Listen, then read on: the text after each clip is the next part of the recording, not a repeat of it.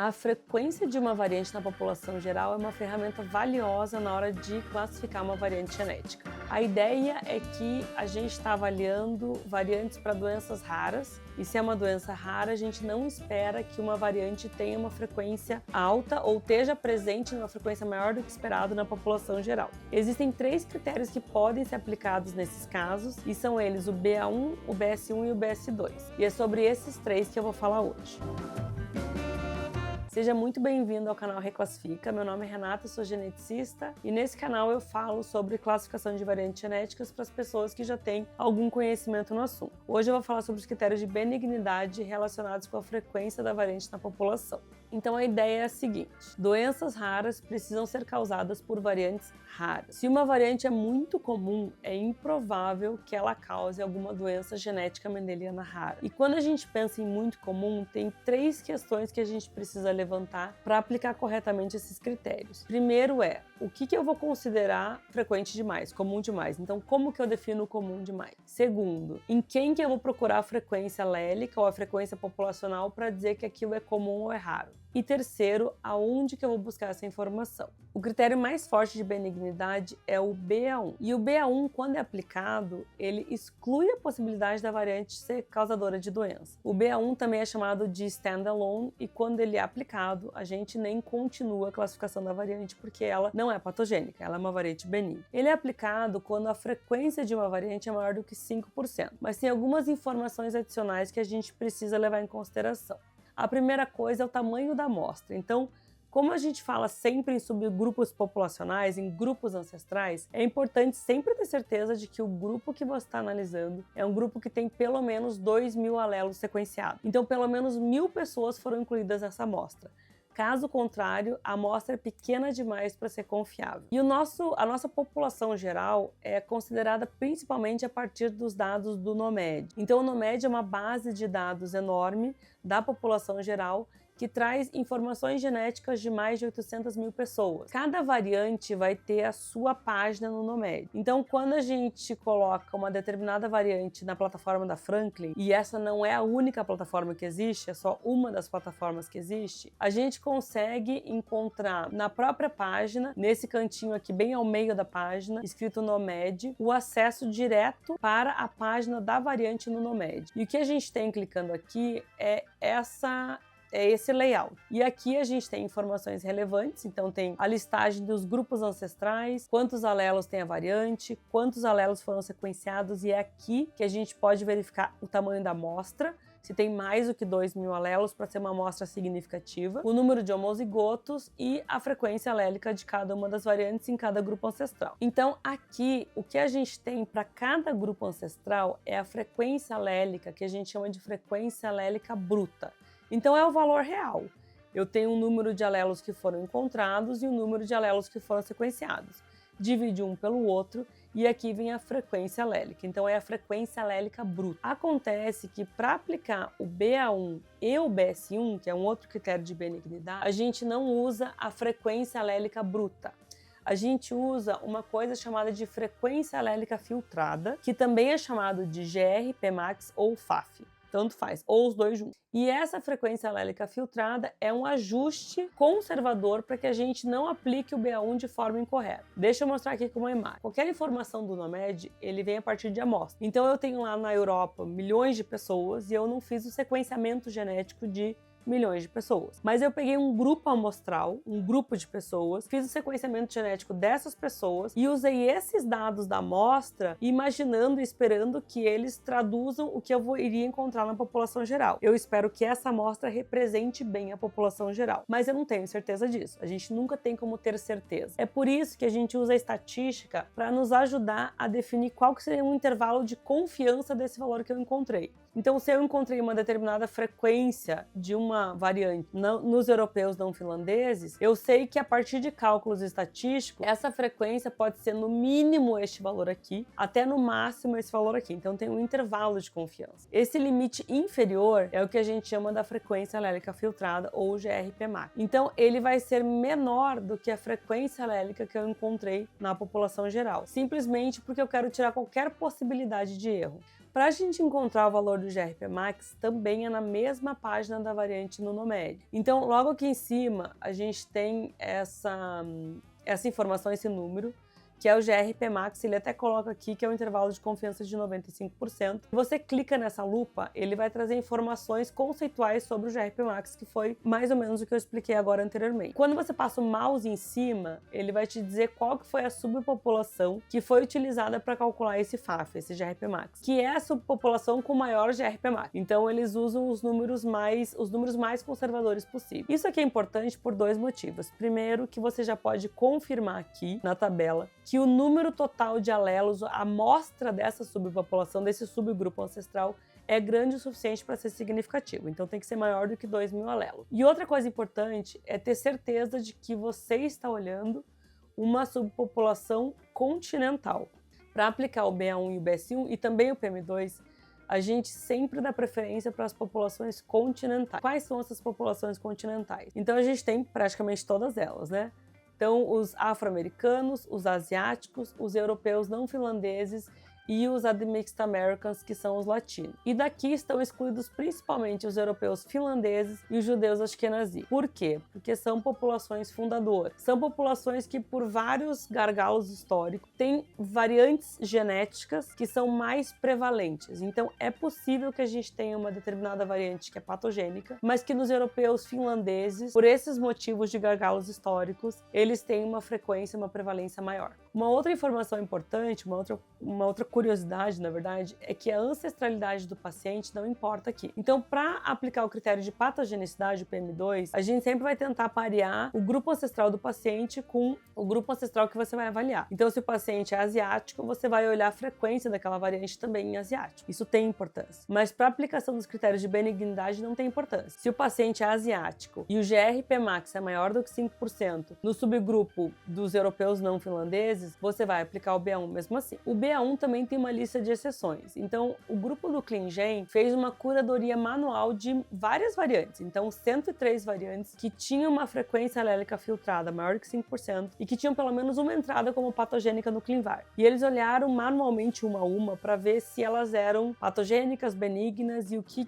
essa frequência alélica, essa FAF, representava. O que eles acharam foi que 9 variantes não eram benignas e tinham essa frequência alélica maior que 5%. E essas variantes é que compõem a lista de exceções. Então a gente tem algumas variantes no gene da hemocromatose hereditária, do GJB2, o BTD e assim por diante.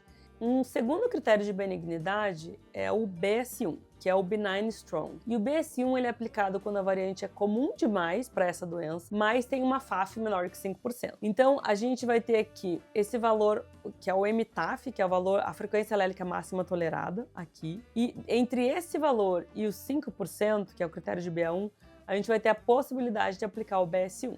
E o MTAF, esse nome, essa abreviação, significa a frequência alélica máxima tolerável. O cálculo dele é feito a partir de informações da arquitetura genética da doença. Então, ele vai levar em consideração informações como a prevalência da doença, a heterogeneidade alélica e a penetrância. E quando a gente entende esses conceitos, fica evidente que é muito valioso ter o cálculo do MTAF para cada condição separadamente, apesar do trabalho que dá. Eu fiz um vídeo anterior, eu acho que foi o primeiro vídeo do PM2 em que eu detalho muito mais como que é calculado esse MTAF e o que significa cada um desses conceitos. Então, se você tem dúvidas quanto a isso, volta naquele vídeo que vale a pena. Para a gente chegar ao MTAF, para a gente chegar a esse valor, existem 3 formas principais. Então, a primeira escolha é a gente pegar os valores que já foram calculados por grupos de especialistas. Então, o próprio ClinGen tem grupos de especialistas que fazem curadoria dos genes e eles calculam para cada condição e para cada gene o MTAF. E é nesse site que a gente vai buscar os genes que já têm uma curadoria própria. Quando o gene não tem essa curadoria, esse VCEP que a gente chama, a segunda opção é fazer o cálculo manual do MTAF.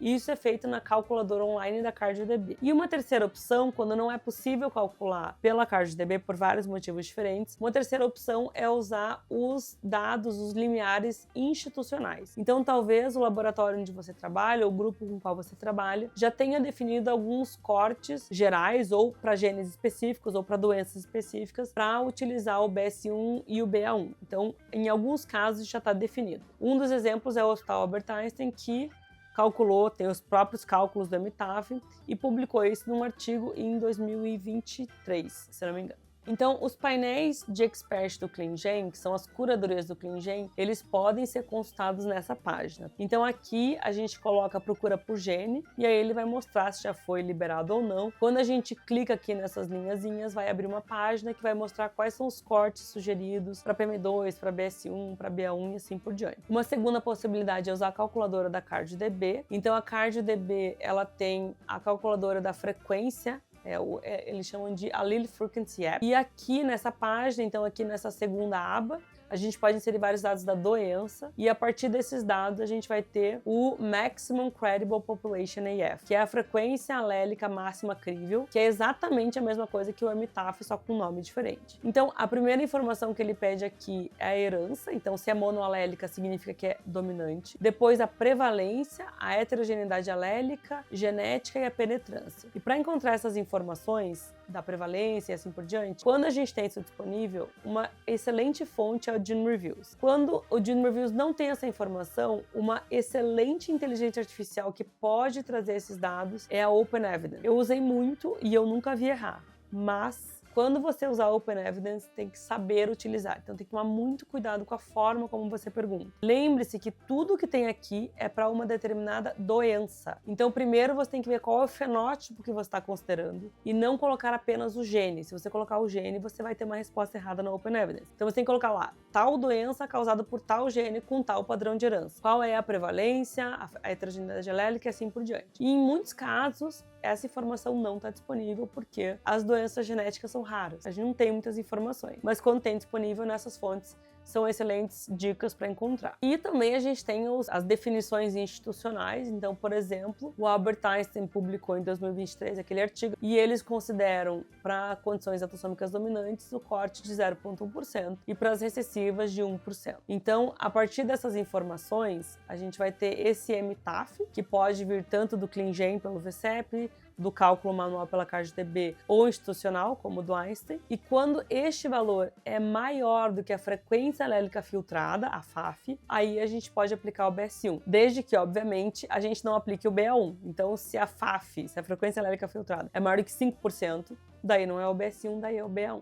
Tá? E lembrando também, né, que para o BS1 a gente vai usar o FAF, o GRP Max, e é encontrado no mesmo local que é encontrado para aplicar o BA1.